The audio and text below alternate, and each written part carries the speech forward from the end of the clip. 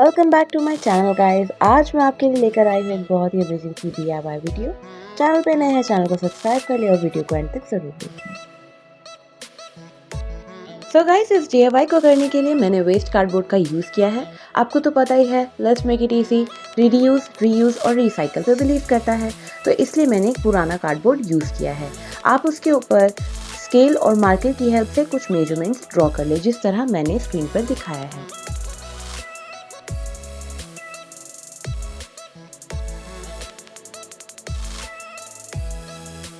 So guys, सारी marking हो जाने के बाद आपको इसे कट करना है। अगर आप भी मेरी तरह इस तरह का ब्लेड इस्तेमाल कर रहे हैं तो प्लीज़ अपना बहुत ख्याल रखें।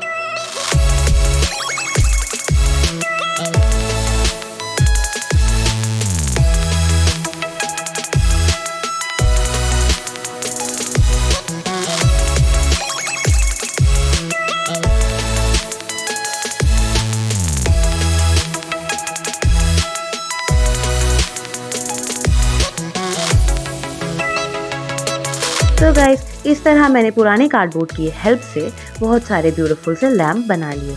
आप भी अपने घर पे इन DIYs को ट्राई कर सकते हैं।